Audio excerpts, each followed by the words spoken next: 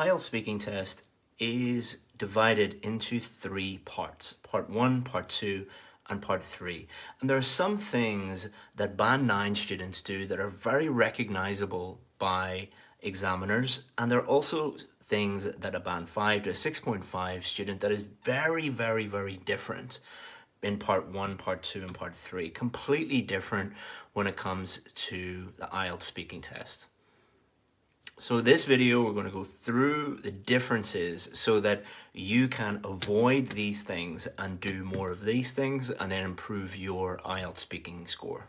So one thing that these students do is there are lots of memorized answers. The examiners can spot these right away, and I'll show you a few other little tricks that the examiner might play on you to really determine whether these are memorized answers or not, but it is extremely obvious. So part 1 is the only part of the IELTS speaking test where you can predict the questions. So you will probably be asked about whether you work or study, your home, your hometown, things like that. What a Band 5 to 6.5 student will do is they will memorize answers and then just regurgitate them. But this is not actually helping them improve their score, because think about what is being tested. Are they testing your ability to memorize answers? No, they are testing your ability to speak, to clearly communicate in English. Memorization and clear communication in English are not the same thing. Linked to this one, these students will often give very long answers. So you will ask a student, for example, about their hometown, and they will not only just tell you a little bit about their hometown, they'll talk about the history and the architecture and the places tourists go to, and places where people go to eat, and the transportation links. And it's because they have memorized all of these things. This is not how you naturally answer a question. This will often also lead them to going off topic. So again, you'll ask them, tell me a little bit about your hometown, and they'll regurgitate this memorized answer and they will go off topic. And they will also sound very formal. Not always, but a lot of the time, these students sound very robotic. So this might be to do with that they're very nervous, they're stressed out. Often students who feel this way will talk in a very formal, academic, robotic style, or they have been told by their teacher that, IELTS is a very formal academic test, therefore you must speak to the examiner in this way. And then also in some cultures, that is just how you naturally speak to a teacher or someone in authority. Again, what are they testing? They are testing if you move to London or New York or Sydney, one of these English-speaking places, will you be able to talk to people? Very rarely will you be speaking to people in a very formal academic setting. You will normally be speaking to people just normally, naturally. So this again is an indication to the examiner that you are towards this end of the spectrum and they're not going to give you one of these higher scores. Band 7, 8, and 9 students, it feels like a normal conversation. When you are speaking to someone, especially at a Band 9, it doesn't feel like an IELTS test. It just feels like you're in a coffee shop with a friend or a colleague, and you're just talking naturally about these topics. Because they are just answering questions directly,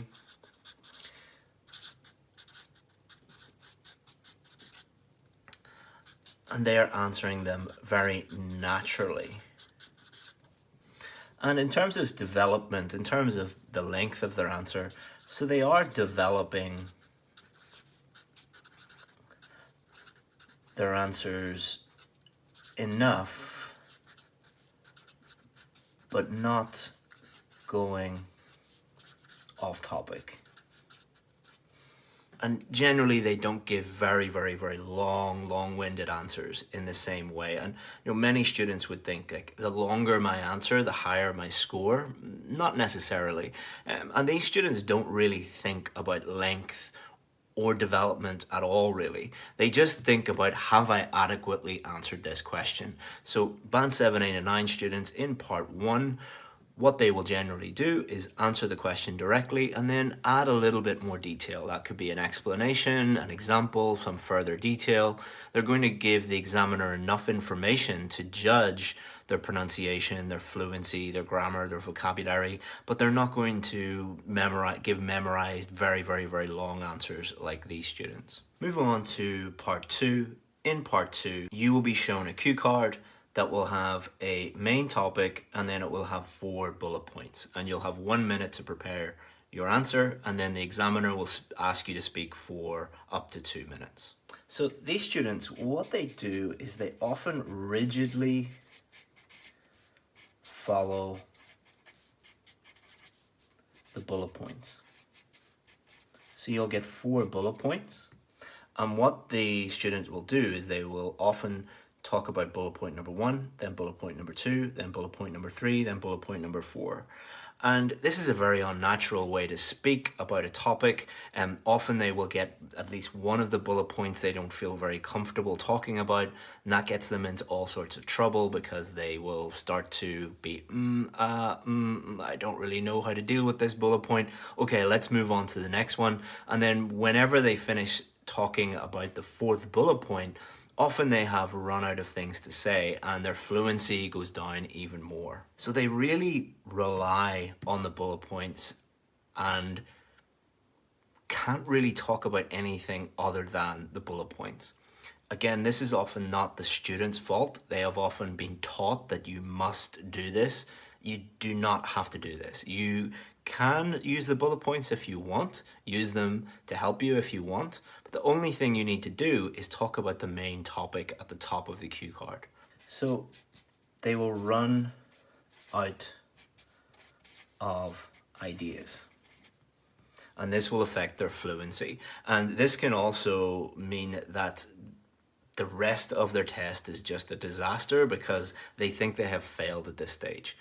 Often they will be speaking for around 1 minute and then they've nothing else to say and they just get really stressed out. Not always, but it can affect part 3 as well, because if the more stressed you are, that's going to affect not only your fluency, but it can also affect your pronunciation, your grammar, and your vocabulary, the 4 marking criteria. Some other students in part 2, so they use some kind of a trick. So they learn some kind of a trick strategy that they think will trick the examiner into giving them a higher score. An example of this is something that we often see, which is PPF.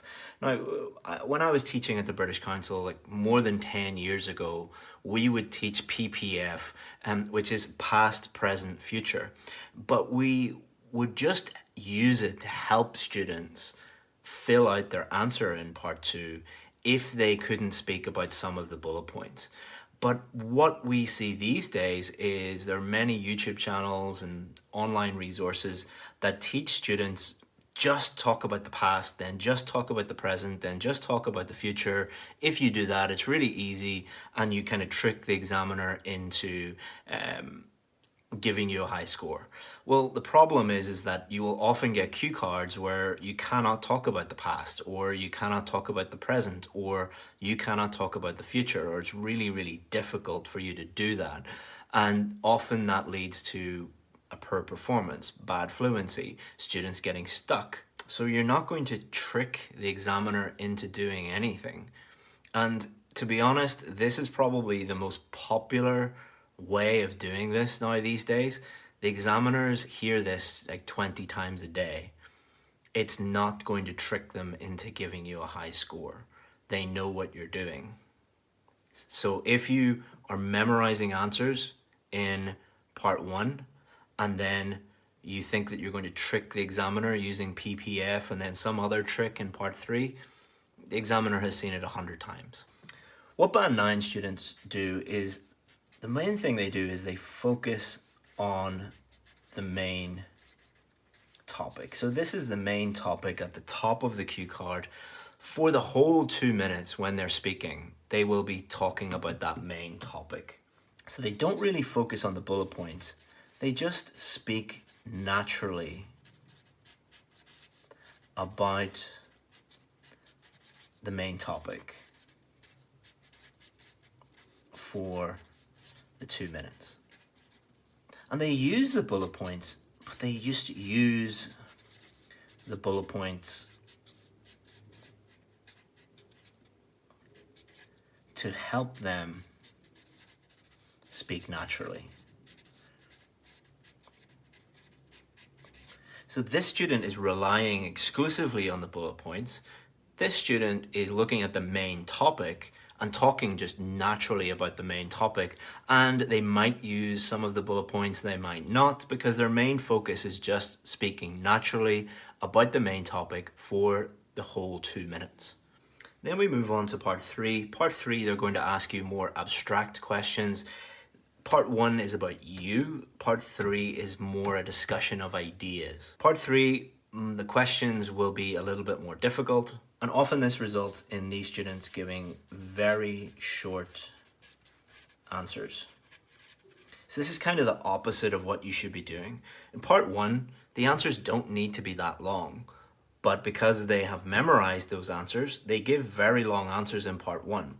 Part 3, you need to develop your ideas a lot more, so you should be giving longer answers, but these students are giving very short answers because they don't feel comfortable talking about this because they cannot memorize these part 3 answers, because part 1 is predictable, part 3 is completely unpredictable. So this is the little trick that IELTS are playing on you. If you are giving very long memorized answers in part 1 on questions that you predict are coming up, they will always ask you questions that are unpredictable, that are very strange. This is where you often hear people complaining about the speaking test and saying, well, why are they asking me about hats or cakes or like these very strange topics? It's to test you on a range of different topics that you are not expecting. And if you're giving these very long memorized answers and then very short answers here, it's a clear indication that you are relying on memorization and you don't actually know how to speak in English. Memorization and actually communicating in English are two very, very different things. This student will often also memorize lists of vocabulary, lists of idioms, lists of phrases, and this will actually lower their grammar and their vocabulary score because they'll never be able to use them effectively. They also might not attempt some answers. So part 3, one of the things that they will do is they will ask you increasingly more difficult questions to really test, are you a band 6.5? Or are you a band 7? Are you a band 8? Are you a band 9? They will stretch you by asking you more difficult questions.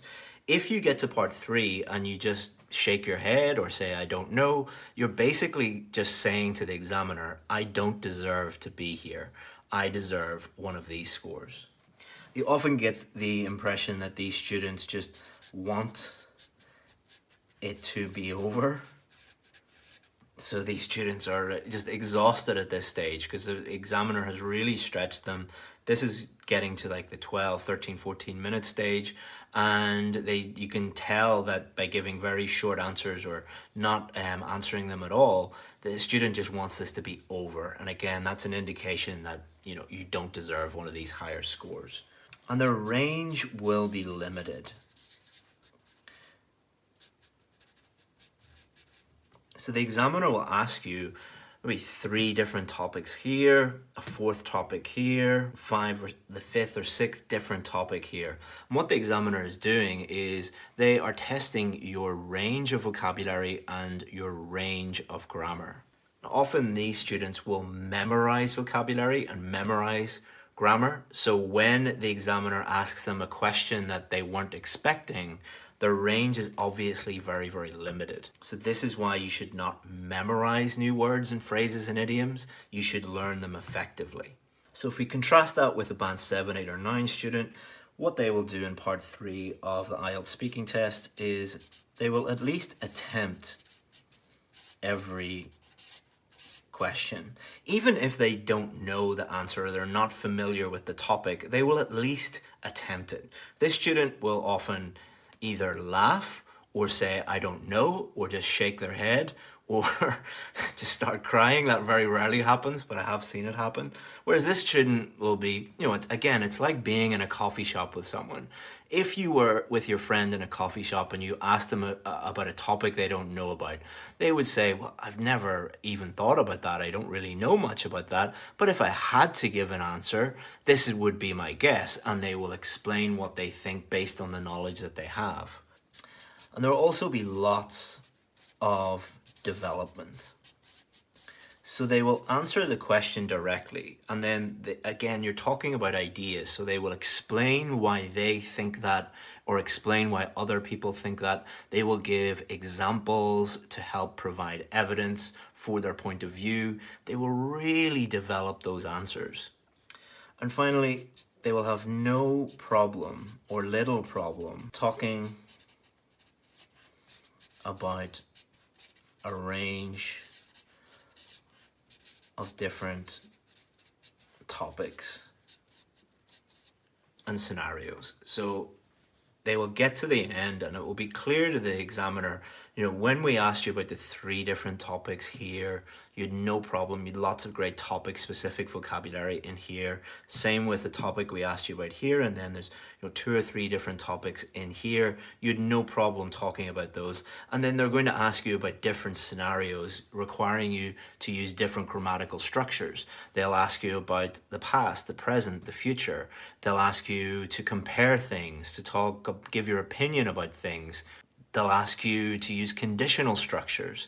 And these students have no problem answering any of the questions, not because they're so familiar with the topics, but they have just a great command of English. And just like a native English speaker, you can ask them about anything and they can comfortably and naturally talk about anything. Now, do you need to be at a native English speaker level to get a band 9? No, absolutely not. Certainly not for a band 7 or a band 8. If you really want a band 7, 8 or 9 in the IELTS speaking test, it's not so much doing these things as not doing these things. If you just avoided all of this and did a little bit more of this, you would dramatically improve your score.